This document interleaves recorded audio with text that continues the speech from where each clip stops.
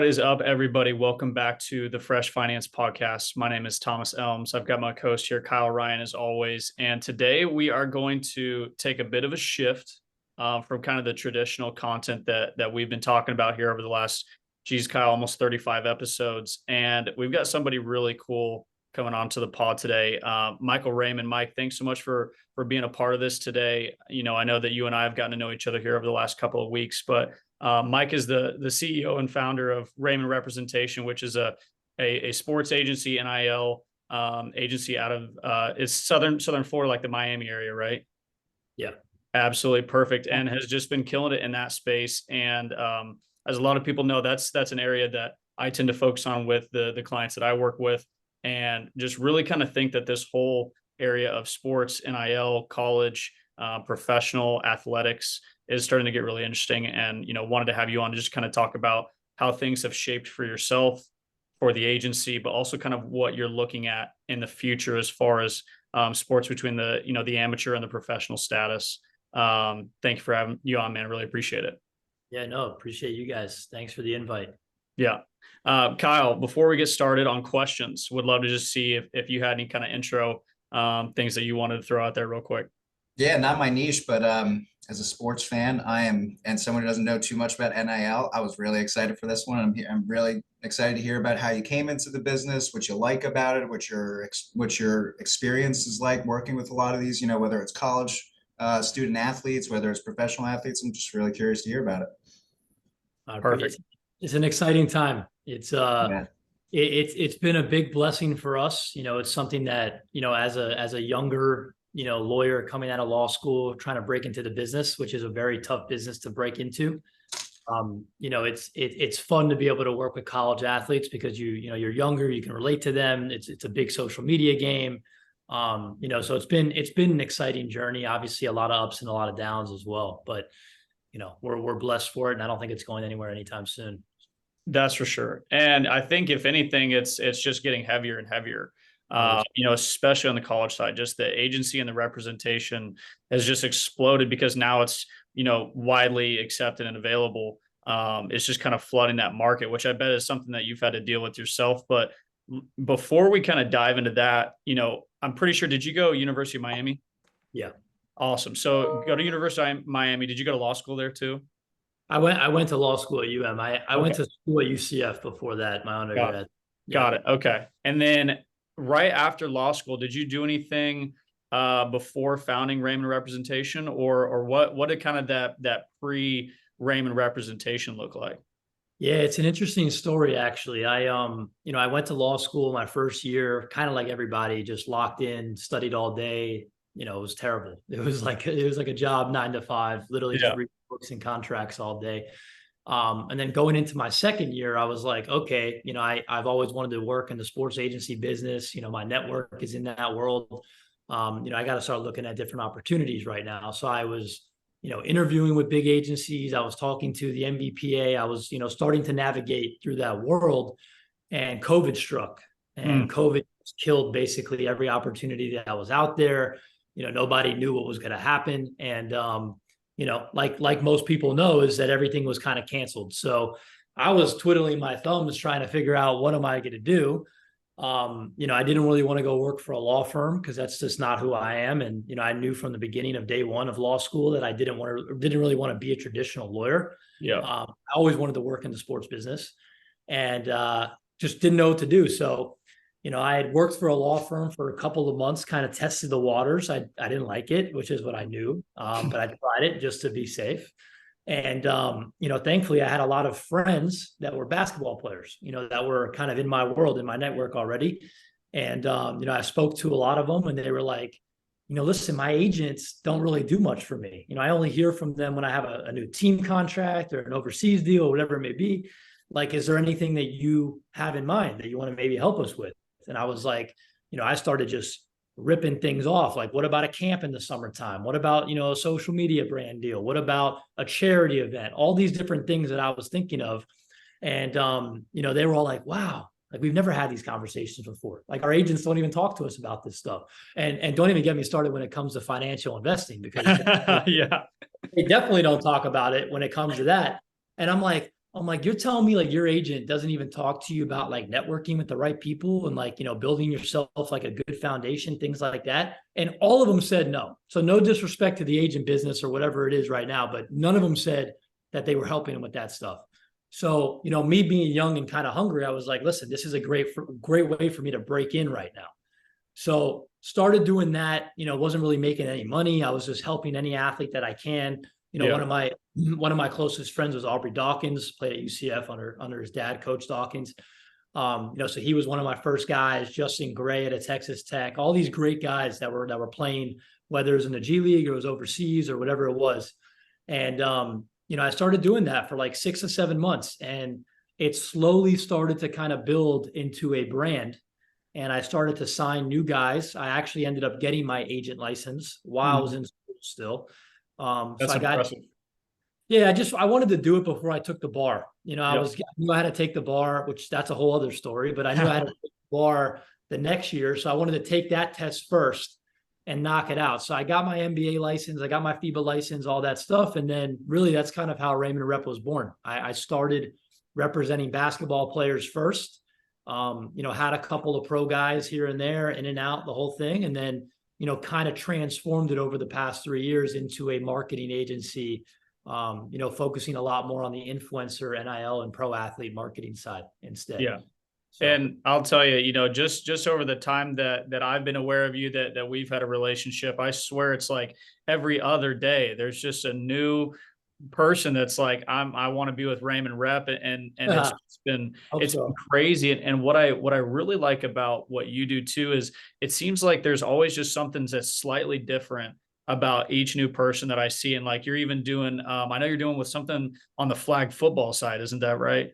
Yeah. So we actually are working directly with Charles Davis. He's the founder of USA Flag Football. So we're starting to do a lot of sponsorship opportunities for all the events and championship events that they got going on. And obviously we saw all the Olympic news coming up. So yeah, I think a lot of action in that space over the next couple of years for sure. Yeah.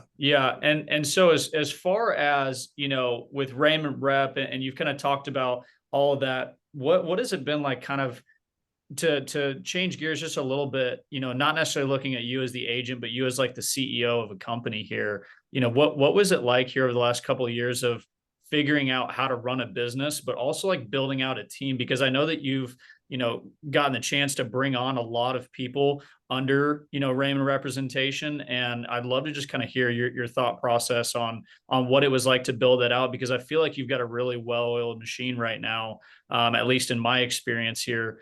Shortly that I think is really tough to find, especially in an agency market that's just so crazy right now. We put out a lot of fires. So don't let that fool you. But no, it's a great question, because honestly, no one asked me that. And that's probably the hardest thing that I've had to go through over the past years. I mean, nobody could teach you how to be an entrepreneur. You really just kind of have to dive in, and you take the hits and you get up and you keep going. For me, I always say, being the agent's the easiest part. You put me in the room and I'll close somebody. Like I know what I'm doing when it comes to that. I know how to talk to athletes and relate to them and things like that. That's the easiest part of my business. The hardest part was hiring people, figuring out payroll, taxes, LLC, trademark, all the shit, the website, the whole thing. So, exactly. That was a whole process. I kind of just honestly relied on the people around me and the mentors that I had, and some of them helped, some of them didn't, but I kind of just took it as it was. And, like I said, I made a lot of mistakes. And, I took those mistakes, and this is a quote that's kind of always used, but, success is just on top of tons of different failures. So that's the truth. That's 100% the truth. And, thankfully now, we have 4 full-time employees. I got an assistant full-time, a team of 6 or 7 interns. We add new interns every semester during the school year. And, I wouldn't say it's a well-oiled machine, but it's a machine that goes. And, it's been interesting. It's been fun. And, I always say I'm nothing without my team. I was with one of my team members today. He was actually at my place. We were having some Zoom calls, and, I said, I get the clients, but you guys keep them. I get them, but you keep them. And that's a real thing, because there's no way I could communicate with everybody on a daily basis that was a big process for me with the whole agent to CEO thing, because the agent, Yep. is the one that closes the client, and the client wants to talk to the agent all the time. Yeah. And it was hard for me to tell some of my clients, like, listen, I'm growing, I'm not the only one that's going to reach out to you with certain deals and certain things that come up, and they want to talk, they want to talk to me because I'm the first guy that they ever spoke to. Yeah. But now it's like, if one of my team members reaches out to you about an opportunity, make sure you treat them with respect and you answer them and you get it done, things like that. And, I'm always here. I always try to make myself, available, because that's a big difference between us and a big agency. Big agencies, some of those guys, you have 10 assistants and you got to talk to this, that. You're lost in the corporate structure of it all. Yeah. I mean, I never want to get to that point. I want to make sure that we always stay personalized and family styled, but it's difficult. And there's still clients to this day that I personally just talk to myself, because I know that they don't want to deal with other people. Yeah, Thankfully, I think thankfully not all of them, down. not all of them, but a couple of them.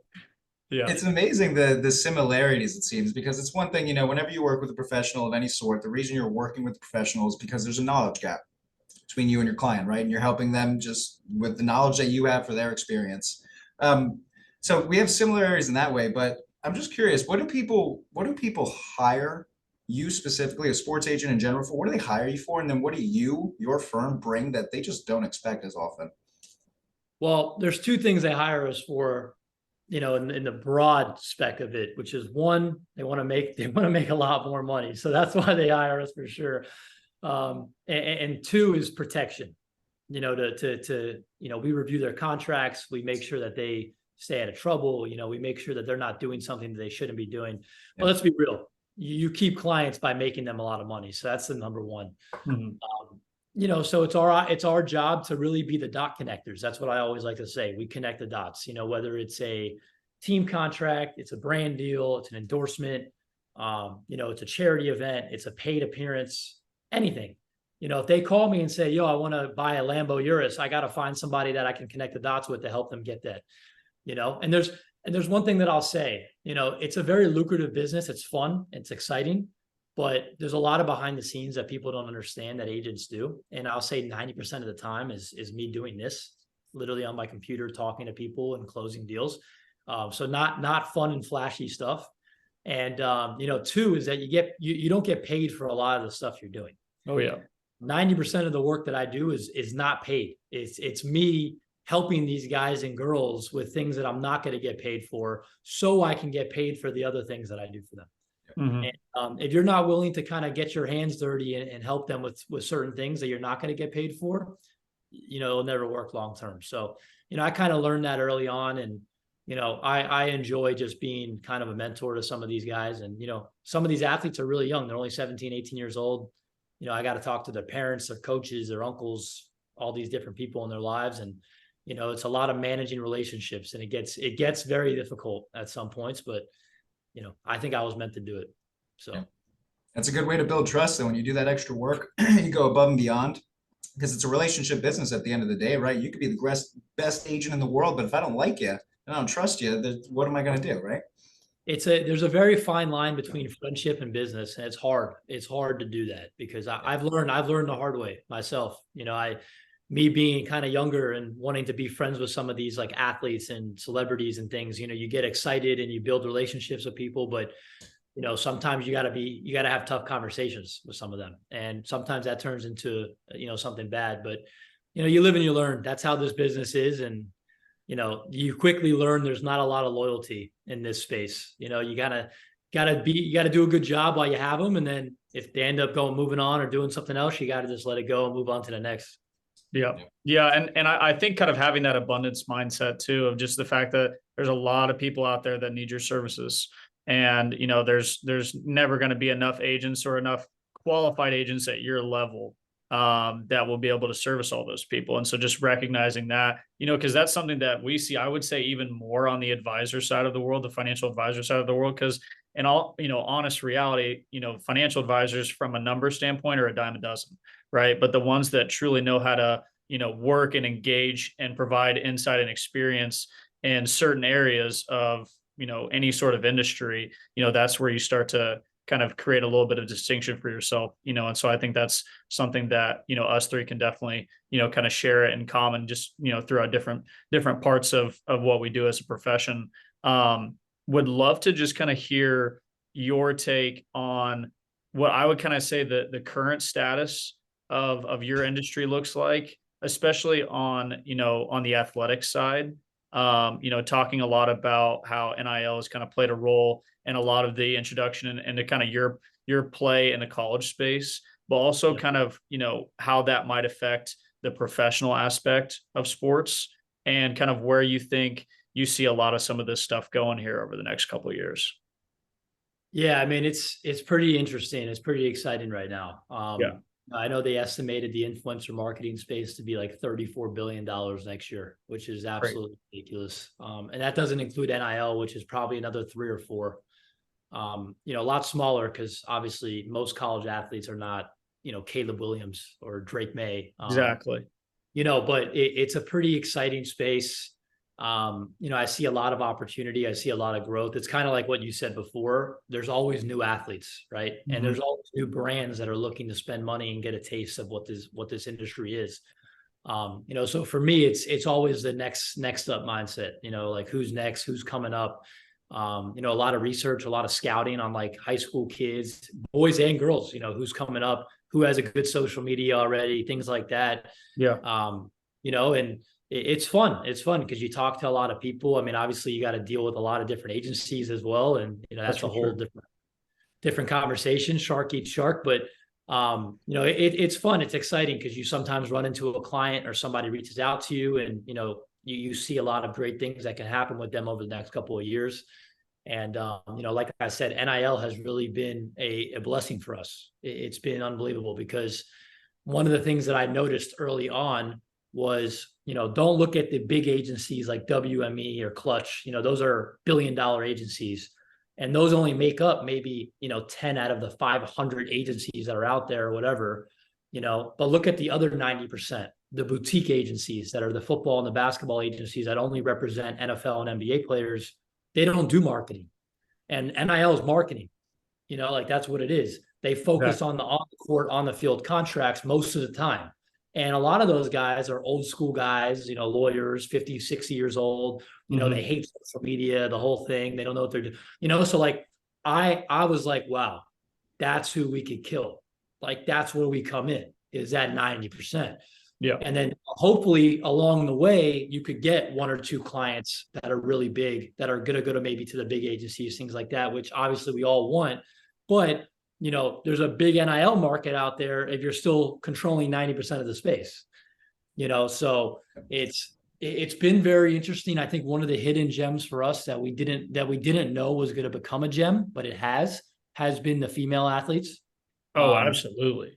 We have about 15 female athletes, and, I knew they had a lot of success in the influencer space, because I have a couple of female influencers. They make a lot of money and they have a lot of opportunities. But the brands in the NIL space just absolutely love the female athletes. And, I got a couple of girls that are making easily a couple of $100,000s and killing it and working with so many brands. And, it's been really fun to work for them and work with them. And, honestly, it's a little bit easier than working with football and basketball players all the time. Because, I was going to say, I feel like that's kind of that's the hidden gem of like where this NIL space has gone, is just and female athletics, and the fact that I feel like just in general, like their brands, but also their followers are so much more like incentivized to either buy something or trust, the generic part, or not the generic part, but kind of more of like the native part where it's authentic. And, I feel like their messaging is a lot better. I'm sure there's definitely some guys out there that definitely know how to do it. But I think that that's such a unique part of it. Has any of this, at least in your perspective, and Kyle, I know you kind of had a question on this, but has any of this, in your opinion, kind of affected, the professional to college dynamic in any way? Are you kind of more on the positive side, more on the negative side? I try to, stay as neutral I can and my kind of thought process of it, but would love to just kind of hear, your opinion on it. Yeah, no, I mean, there's a lot of things to talk about. I mean, I'll just talk about the agent side. it made a big impact on how we operate. I'll tell you right now, when I first started, I wanted to be a basketball agent. Like that was my goal. And now I have no interest whatsoever in representing them as like professional basketball players. I care more about the marketing side and the NIL side. And I'll tell you why. When you represent them as a basketball player, unless they're getting paid 100 million plus, you're not really making a lot of money, especially when they're on two-way contracts, G League contracts, overseas, whatever. Yeah.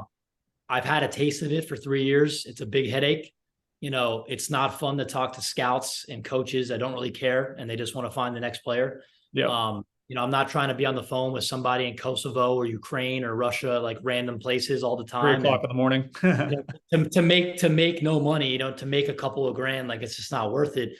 The marketing space to me, it's simple. It's 20% compared to 3 or 4. And, these guys are making 6-7 figures in college if you're good enough, so, for us, it's had a big impact because a lot of these players, they can work with us and then go sign with a basketball agency, and then we could still do their marketing when they go pro. And we've had players that have done that already. We've had 1st-round picks, 2nd-round picks, the whole thing.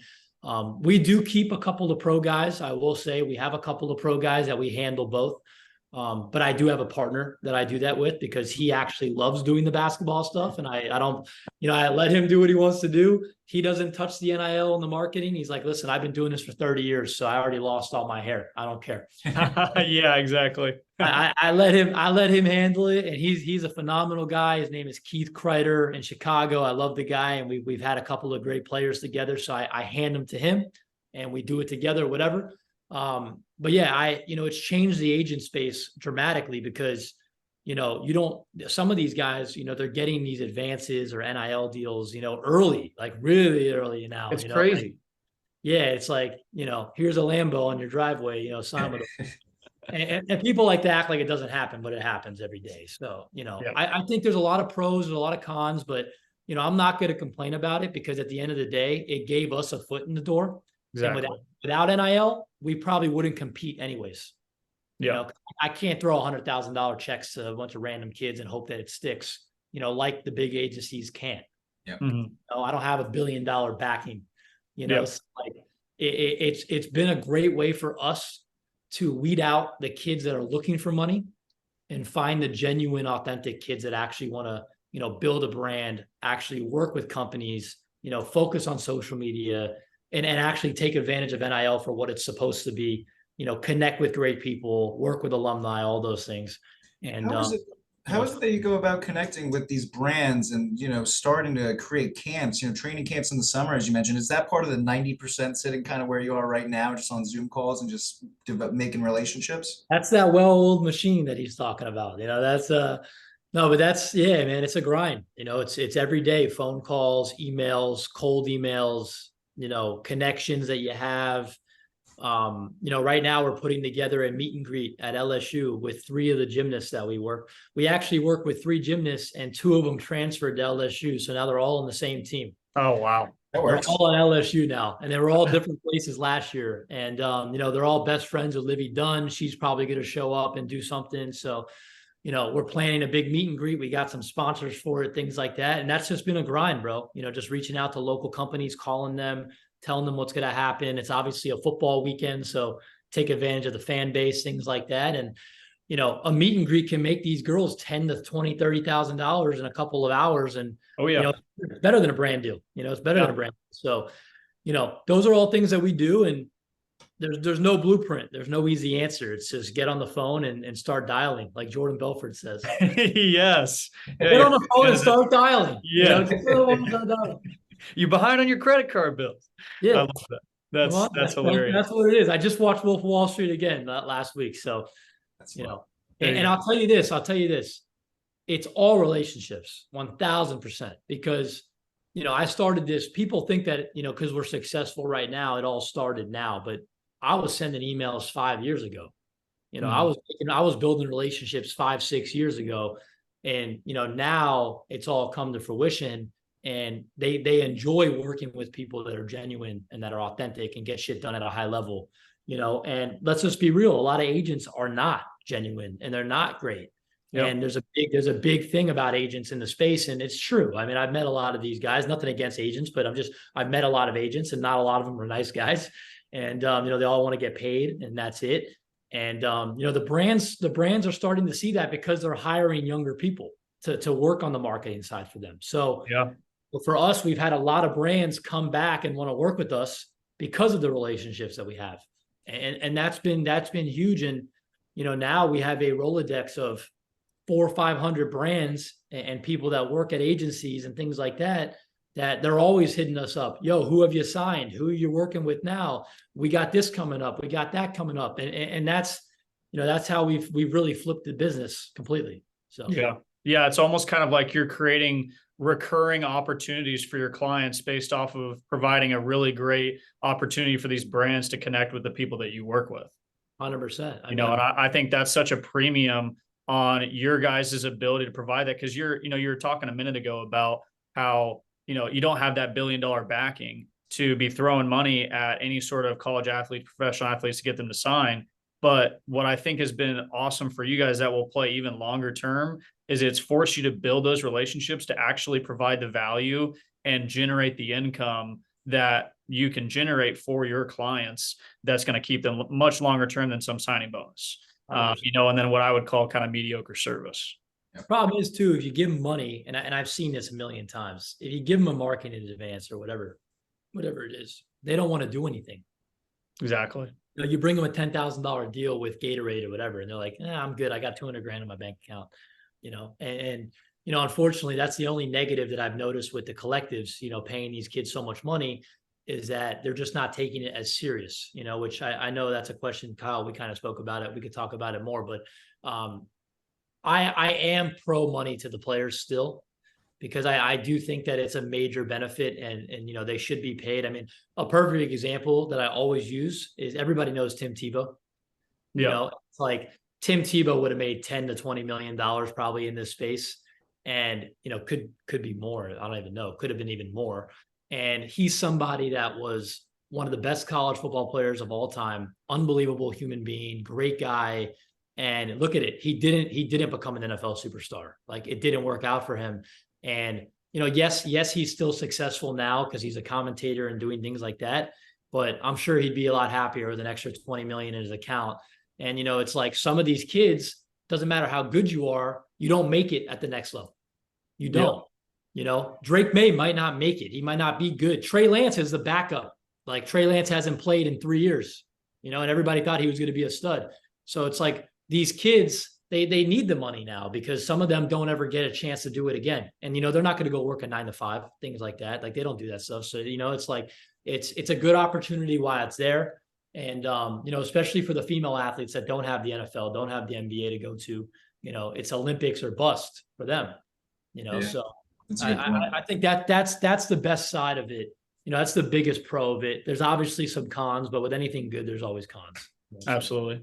I didn't bring up Reggie Bush. That still breaks my heart. He lost his Heisman over that, Yeah, like, that's stupid. Yeah, they should give it back. Kind of on that note, though, because you mentioned the con side of it and how money comes into your attitude toward whether doing an endorsement. But one thing we were talking about offline that I wanted to ask you now is the idea of the transfer portal and going into a transfer portal, either to a school that you have a chance at getting better deals at. I can go to the transfer portal and, hey, look, if I'm second string at my current school, I can go right there and I can start. As opposed to the old mindset where maybe the rules weren't as lax to do so. You show up early, you stay late, you work on yourself, and that might be better for the player long term. But in the short term, makes sense. Go get your starting opportunity, go get some money while you can. You might not do it in the future. Do you see that? Do you see both sides of that as being a pro and con? It's not as black and white as it seems. No, 100%. Nothing's as black and white as it seems. I actually think the problem with NIL is the transfer portal. It's not NIL. There's no problem with NIL. The problem is the transfer portal. Yep. That's where all the issues are coming up. I mean, look at any deal that's been negative, that's been talked about in the media. It's because of the transfer portal. Look at Jaden Rashada, literally the perfect example.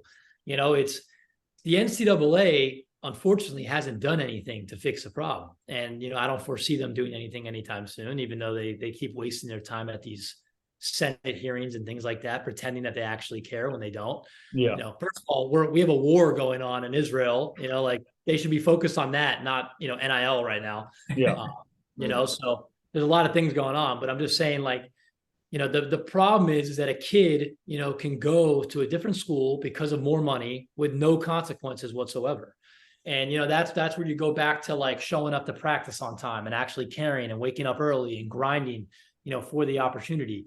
And, just like a job, even if you're getting paid, you still work hard, So it's not all about the money. Like, I work hard every day. I get up, I grind, and it's like, I make money, so it's not all about the money. It definitely does probably play into the effect a little bit, I'm sure.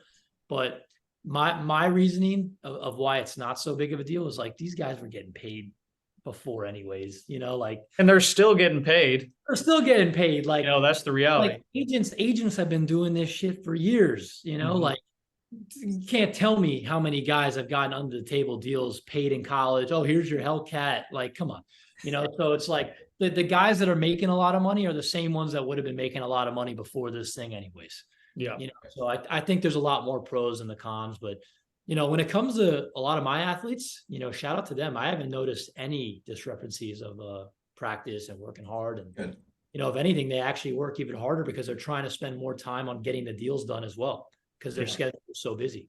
Yeah. I think I'm sorry. Go ahead, Thomas. I was just gonna say, I think there's kind of almost like, and we see this with investing too with the right people, is once you start making that money and you start growing that follower count, increasing your influence, it starts to almost get addicting in the fact that like, I want to work harder and harder and harder and keep growing my influence and my income, and my reach, and what I can provide and give to people. And I think that's, especially when you start working with the right people, and then, the right people start referring you to other, right people. That's when a lot of that stuff from a culture perspective really starts to grow. We emphasize all the time that, this won't last forever. Yeah. So you either take advantage of it or you don't. Like, nobody's going to do this for you. And I can't wave a magic wand and say you're going to make a lot of money. Yeah. So if you don't want to put in the work, I know we're going to put in the work. But if you're not going to put in the work, then don't work with us, because, it goes both ways. We're only as good as the clients we stand behind. I say that all the time. Like, it's the truth. They're the stars. We represent the stars, but they're the stars. So, if they don't want to put time to get a deal done, spend extra quality time on the content, on the editing, things like that, they just want to be handed money. Go have fun, go get handed money, because it won't last more than 2-3 years, and then you'll be begging for it. Exactly. I mean, this is the old saying, right? You can lead a horse to water, but you can't make him drink it. Nothing against, these young kids out there, 17, 18, 19. But I mean, look, we've been all, we're all professionals, been doing this for a while. We understand the value of money and how, especially in these circumstances, it can be very short-lived. Is that something that clearly you have a conversation with? Is it something that you might, you pass off? Do you have a relationship with financial advisors you help working with, or maybe you just use your own, experience? Just like you said, this only lasts so long. I want you to think about it. Listen, I don't know I don't know everything, like I always say this, I'm not a financial advisor, but I try to just give them general advice, because you'd be surprised. A lot of them don't know, they don't have family figures or parents to kind of guide them sometimes in the right direction. Some of them do, some of them don't. So even just like filing your taxes and like what a W-2 is, a W-9, and like the difference, what a 1099, like simple things they don't know sometimes. So, just general advice that I kind of give them, about investing, about those things. I always recommend that they go find a financial advisor. If they want our help to kind of, create a list and interview a couple of different people, they could do that as well. We never say, hey, you have to go sign with this guy because he's, with us, blah, blah, blah. We don't. Yeah. And that just creates conflicts. Yeah. Like, somebody at the end of the day, I understand that they trust me. So they want me to kind of give them the recommendation, which is fine. But I always want them to interview a couple of people the same way that I would say, if you want to go get a lawyer, interview a couple of lawyers first, like don't just go to some random guy. Yeah. And at the end of the day, like, I have my own financial advisor, and, I don't involve the clients with them, but yeah, it's something that you'd be surprised how often I have conversations about it. And, literally just yesterday, I was talking to one of my guys about a Roth IRA. Didn't even know. There you go. He's like, what is that? I'm like, dude, your dad hasn't told you about it? He's like, hell. I'm like, bro, I it's love it. 6,000 a year. You know, that's it. Yeah. Non-tax. You can't touch it. You can't touch it until you're like 65 years old. So Yeah. Yeah. That's awesome. yeah.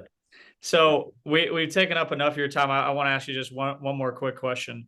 You know, a lot of people have probably asked you, you know, if you could go back, or if you could, you know, mentor somebody that's 18 that wants to get in the space. I'm sure you gotten that a bunch. What I'm curious to hear from you is, you know, let's say that you've got either a freshman or sophomore in college, an athlete that's got a decent following, six figures on any sort of social media sites, and they're like, hey, Raymond, how do we get, you know, Mike, how do we get started on this? You know, what's kind of your initial advice as far as, you know, if you were to kind of give like the perfect time frame or timeline for a college athlete that's trying to really kind of grow their influence and create some brand deal opportunities? An easy answer. It's create a social media strategy. Yeah. Because it has nothing to do with your numbers or your follower count or anything like that. Yeah. Perfect example is Jalen. Yeah. Right. I saw his content. I saw that it was kind of similar, you know, for the past year, he was doing a lot of the same stuff. And I said, simply, listen, come up with 3 different pillars, some sports related content, different things like that. And, you know, unfortunately, a lot of these basketball and football players that are in college, they post the same thing. They post pictures of them, you know, on the football field or media day, whatever, and that's it. And it's like, you know how many brands, you know, brands have thousands of athletes that they can work with. You have to be able to tell a story, speak in front of the camera, you know, have a personality, things like that. So it all starts with the content. It all starts with that. And, you know, we have athletes now that have 100, 200,000 followers, but they don't post great content and they don't get a lot of deals. And I got athletes that have 20, 30,000 followers getting deals all the time, you know, because they're posting days in the life, get ready with me, you know, training videos, things like that. And the brands want to be able to see themselves in the content. You know, you got to be able to think about it. If I'm paying you, you know, 10 grand to endorse Aquapana water, you got to be able to speak about Aquapana water. Exactly. You can't just cool. Like Yeah. that don't work unless you're LeBron James. Exactly. You know? Yeah. That's what I was gonna, that's literally who I was going to say there. Like if you're some random kid who's like a 5-star recruit, you know, going to Memphis or Kentucky, doesn't matter if you're a 5-star recruit. Nobody knows who you are. Not yet. You know, you're just another college basketball player. Like big deal. Like only the basketball people will know who you are. Exactly. Like no one knows who you are. You're not known. Like you're not a famous person. So like you need to be able to talk about Aquapana. What makes it good? Why do you like it? Like, does it taste amazing? Like this shit's fire. You know, like it's fire. You know, Yeah. so like those are the things that we tell them. And unfortunately, not everybody listens. So, you know, sometimes it's hard. I mean, like I said, you deal with a lot of egos. So, Yeah. you know, it's up to them at the end of the day. We give our advice. I'm not the influencer, so I can't do it for them.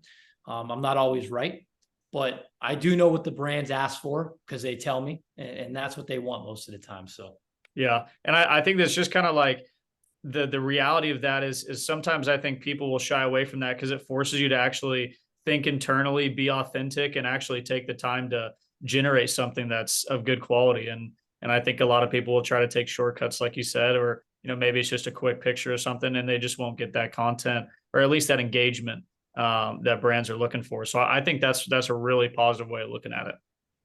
100%. That's why if you look at our roster, especially our NIL roster, it's made up of college athletes, but creators. Mm-hmm. You know, most of them have strong social medias. You know, they post a lot of content. Obviously, some of them don't, but very small handful. You know, and the small handful that doesn't are ones that we're trying to build. You know, that up, and they're great athletes. You know, they could be NBA, NFL, whatever it may be. You know, because some of them you have to help them grow into that. You know, not everybody's going to start off and be ready to go right away. But if you look at our roster, you'll see a lot of them are social media. Just they're stars. They know what they're doing. They kill it. Yeah, absolutely. Kyle, you got anything else?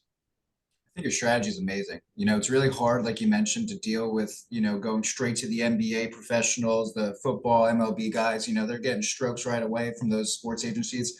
I think what you're building here is, I knew nothing about it coming into it, but just based on what you sound like, that's a really sound strategy. I like it. Hey, if I told you how much a pre-draft costs, you would love my strategy even more. I'll tell you right now, you know, if you don't have funding, most of these agents are not even in the profit in the green, because they're spending 40, 50 grand a summer just to pay for these kids to come out and train and do all that stuff. And, like I said, it's a game that if they get that big contract, like Jason Tatum, like Jimmy Butler, yeah, of course you're making a lot of money. Like it's like a lottery ticket, but it's like a lottery ticket. It's Exactly. very rare. It's very rare. The big agencies, they have a great business model. Like they have a great business model, and that's why they're successful. They have a lot of money and they get 15 guys and they hope 1 or 2 of them become a superstar. The other 10, they don't care about. The other 10 can go do whatever they want, But if one of them becomes the next LeBron or KD or Giannis, Paolo Banchero, like that's all they care about, because they're going to get $200 million out of that kid and they're going to make 20 million in profit. And that's all that matters, So that's the unfortunate reality when you're not a big agency. The smaller agencies, like me, can't do that. We don't have that kind of risk, and I don't want to give up tons of equity to just get money in my pocket. It's not, I like how we're operating right now. It's in the green, at least. Absolutely. In the green. Well, that's awesome, man. I think it's just so interesting getting to hear about, kind of the inside story of how a lot of this stuff works, getting to hang out with the CEO and a founder of a sports agency like this. And we really appreciate your time and all the effort that you put into this, all the detail you went into. We really appreciate it. And, we wish you and Raymond Rep the best of luck here in the future, man. I appreciate you guys. Sounds awesome. Good. Perfect. Well, thank you, Kyle, for your time as well. And we will see you guys on next week's episode.